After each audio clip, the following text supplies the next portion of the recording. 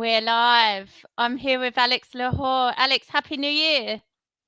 Happy New Year to you, and thank you for having me. No, thank you for coming on. I had to speak to you about your spectacular victory at Octagon 38, round 3 KO. Can you talk me through the whole fight, because it was quite tense up until that point, and it was quite a close fight up until then. Yeah, so the opponent was very awkward to fight against. Very rangy fights on the back foot. Um, it was hard for me to kind of get my range. It was hard, trying to get my range. Um, I I started getting a little bit more comfortable in this second round, Yeah. towards the halfway of the second round, and yeah, everything started flowing after that. But yeah, he was really awkward to fight against. Yeah, I couldn't really work out the scoring. I could kind of see like it could have been 1-1 going into the third, or I felt like the judges could have seen it in a number of ways. What did you think? Did you feel like you just needed to win the round, or did you feel like you needed to get the finish? Um, well, at the end of the second round, Brad came in the corner and was like, it could be we could be on 1-1, or we could Yeah, be on two. We could be losing. So let's go with the option that we're losing, and let's try and get that finish. yeah, So that's what I went for. So went for the finish. Yeah. We, anyway, I'm a fighter that doesn't like to go to the decision anyway. I like to yeah. finish my fights. When I don't finish my fight, I don't really feel, happy. And So when I talk get us, the finish, it's good. yeah, talk us through the finish, because it was beautiful. Yeah. So if you look at the fight, throughout the rounds, I just miss it like by few millimeters. But the only Yeah, reason was because I wasn't moving my feet close enough. So obviously, it's a good thing to have someone experienced as Brad Pickett in my corner, yeah, and he told me that, I need to. It's getting close, but you need to get your feet in a bit more, yeah, and yeah, just keep going for it. Also, the calf kicks, yeah, it was another great tool that Brad recommended me to use.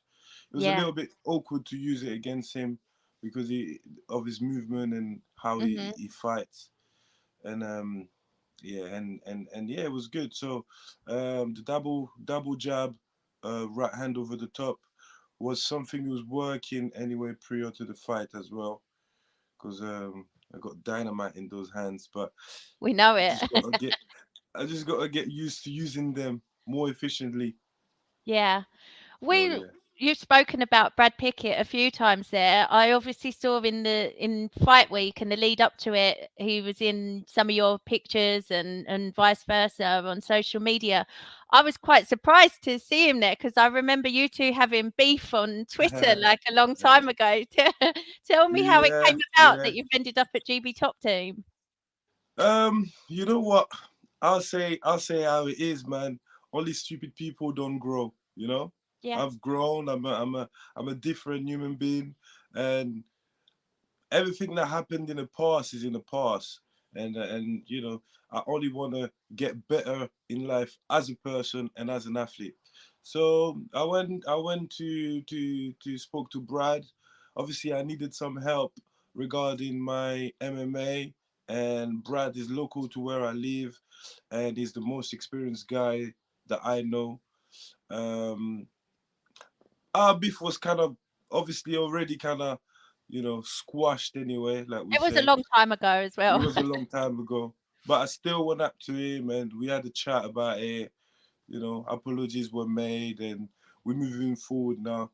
And as you can see, it's already paying off, and I've only been with him for a couple months, 2 3 months now. So I can't wait for the future. Yeah. Yeah. Even if Brad hadn't been in your corner that night, I think I could tell from the way you fought that you'd been training at GB Top Team. Like you said, those like lower calf kicks and just certain things just stand out as kind of Brad Pickett staples. Yeah, yeah, yeah, yeah. Yeah, there's a lot of different things. Like I was a bit. it's a bit ashamed that I wasn't able to show a little bit of like the wrestling work that we've been working on, because he was running away a lot, so it was quite hard to kind of get in for the takedown. And yeah, You can save that for next time. exactly, it's good. So Yeah. what else do you think it's brought to your game changing at GB Top Team? You mentioned the wrestling there. They're kind of known for it. In the UK, they're kind of the top tier when it comes to wrestling. What else do you think it's added to your game? Just a little bit more confidence in like being in the cage, because obviously they've got a full size MMA cage in there. So like I've got more understanding of like footwork and movement in the cage as well. So that's another good thing. And also they've got a lot of different type of opponent to work with. Smaller Yeah, guys who are moving faster, bigger guys who are slower but stronger. yeah. And yeah, it's guys my size. It's got a mixture of everything, so it's a perfect add for my game. And how was it dropping back down to welterweight straight after Christmas and after having your last two fights at middleweight? Was that tough? Yeah, it was a time. It took me. I started cutting from October. I started with going to Thailand and doing a 4 week camp out there. So that helped me quite a lot to drop like Yeah. all the big weights. I think I lost like 7 kilos out there. What were you walking around at when you were fighting at middleweight?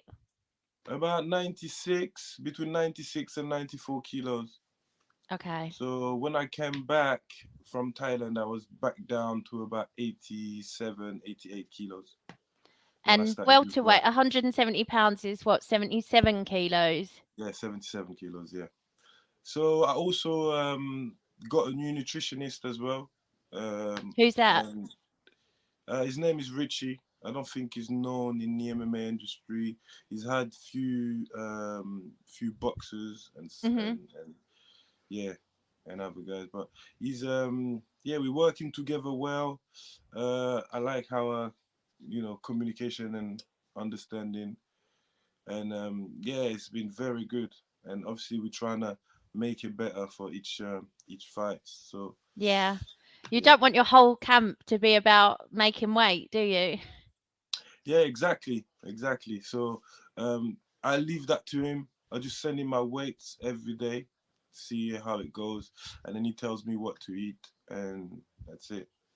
I can just focus on performing at training. And did that mean that you couldn't really indulge over Christmas?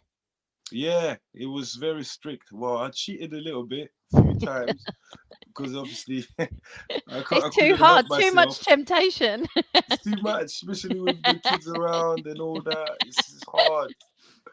Like my little boy is just he's a good eater. He likes to eat a lot, and every time he's eating something and he doesn't, I was just hoping in my head like, He are you gonna doesn't finish finish that? it. Because I'm gonna have a little bite if you don't. Yeah, it But was difficult. it must have been worth it because dropping back down and getting the win meant that you qualified. They said it in the cage, that you qualified for the, let me get the name right, the €1 million tip sport game changer welterweight tournament this year. So like Yeah, I find it absolutely incredible the money that is like being bandied around in Octagon. I know 1 million doesn't go to the winner. I think 300 grand of it goes to the winner. It's kind of split over all of over the the, full the fights. Yeah, yeah. So tell me what it means to be involved in that tournament, and that's kind of big money, right? yeah. It's just like, oh, yes, finally, all that hard work. All Yeah, them years of training hard, over them years of cutting weight, all them years of getting punched in the head, all them sacrifices, not doing certain things that you would want to do, yeah, just because you just focus on that one thing, and finally getting a little, opening a little door to kind of better my life, better my family life, feed the kids, and it's it's what I'll do it for. You know, Yeah, of course. it's good. It's good. I'm excited. I'm excited, and everything is falling into place at the right time. You know, obviously, I'm mentioning it again. Being with GB Top Team now, Yeah. on top of all the people that I had already before, it can only mean that greatness is coming. Yeah, you're ready. This is your Yeah, time. exactly. Yeah, Because you fought for so many major promotions. Obviously, you're a BAMA champ. You fought for Cage Warriors. You fought for Bellator. How yeah. does Octagon compare? Because when I was watching it was actually my birthday on the 30th of December. Like, it was great to have fights on Oh my wow, birthday and be watching. nice. But I wish I'd been there because like the arena was sold out. I think there were 20,000 people there. It Yeah. looked absolutely incredible. The atmosphere looked unreal. There looked no difference in production atmosphere to like a major UFC event. How did it feel for you competing on that card? Yeah, it felt like amazing. I love the well, it's my second time fighting on that show. I mean, on in the arena at the Yeah. O2. The first time was exactly the same, and I also won by KO. That was against Polivka at middleweight. Mhm. But this time was much better because I knew that this fight meant that if I won, I would go to the game changer. Yeah. So it was a lot more intense, but preparation was perfect. Like I didn't have any doubts in my head that I was gonna perform good, but I just didn't know what the result was gonna be. But Yeah. yeah, the atmosphere was lovely, the fans were lovely, the energy in the crowd, it was very good, man. Like the production, like you said, the production is very good. Mm. The way they organize stuff, the cut mans and everything like that is professional, man. Yeah. Did you not feel more pressure from the fact that you knew that you would get into the game changer tournament with a win? Like there must have been so much hanging on the result of that fight. I don't know. I don't know if I can call it pressure or more motivation. For me, Yeah. it's more motivation than pressure because I'm past the stage of having pressure before a fight now. It's more I'm more anxious, like what's gonna happen, because obviously I know how it works now. I've had obviously this was my 30th fight, yeah. Yeah. So it was more like, okay, preparation went very good. Now you've got a proper team behind you. You've got Brad.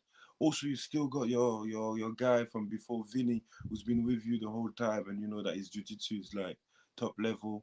You didn't cut any corner. You've done Yeah. all everything that you needed to do. You also got like a new nutritionist and stuff.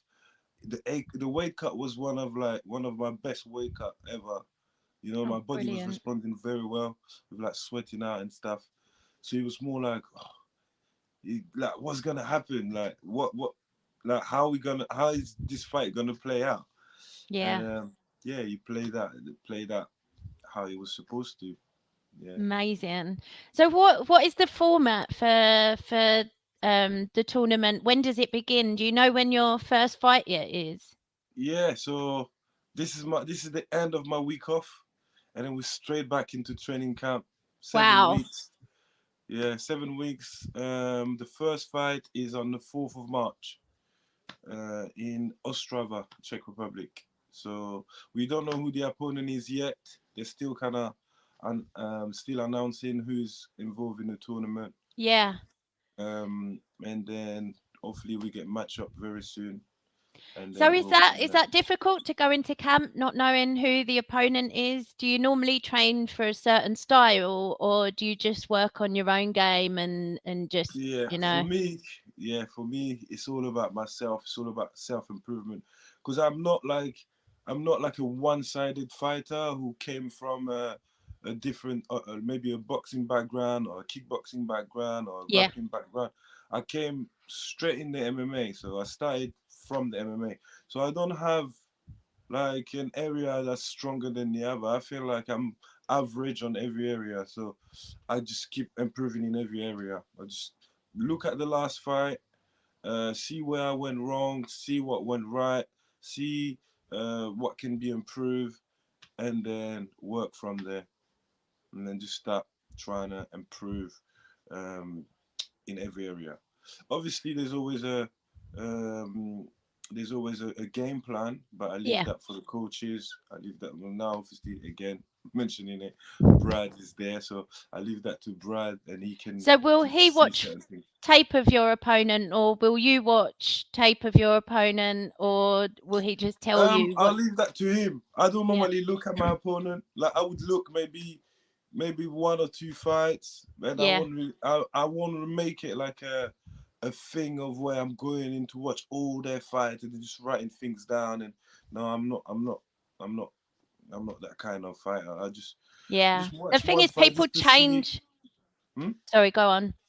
I just want watch one fight or two just to see what kind of style they are, Yeah. and then that's it really, just to see what I'm gonna have in front of me, and then I leave the rest for the coaches, man. I just focus on my training, making sure my cardio is on point, making sure obviously my body is ready, making Yeah. sure I'm on weight, and making sure I'm evolving in every area, you know. People do change so much between fights as well, and like they can bring Yeah, whole new things to their game. And I just remember Mark Diakase's first couple of fights after he moved to GB Top Team. People weren't expecting him to wrestle, yeah, and yeah, yeah. like they'd been training for a striker and they just were not prepared to see a Exactly. wrestler in there. So there is danger to kind of training for who Exa- the opponent that you think that you're going to have. Sorry, say that again. I said there is danger if you train for a certain opponent. They can change, or the opponent Yeah, can change to a different opponent, even on fight week, maybe. exactly, because you're looking at the past, and this is why I don't really like watching an opponent. I like to focus on myself and my improvement, and then be making sure that I'm ready for everything that they can bring. Yeah, You know. Yeah. 100%. So we're in the first week of January, or right at the end of the first week of January. New Year, people Yeah. are saying "new me," making New Year's resolutions. Yeah. Obviously, one of your New Year's resolutions must be to win this tournament. But have you got any others? Um, Not really, to be fair. Just to improve as a person, and as an athlete. Just trying to maybe, yeah, just improve in every aspect of myself, and just, yeah, just keep the positive side, keep throwing out positive to people, motivate people, and yeah, stay on the right path. I love that. You can't go wrong with that resolution at all. Yeah. Thank you so much for joining me. Is there anyone that you want to shout out or thank before you go? Any sponsors or anything? um Shout out to everyone really, because if I go I won't stop, You so miss you, yeah. and if you miss someone, you'll be in trouble. Yeah, exactly. You say, why you haven't said my name? So yeah, shout out to everyone that supports me.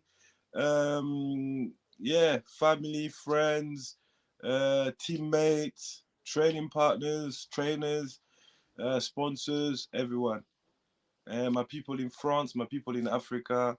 Yeah, that's it really.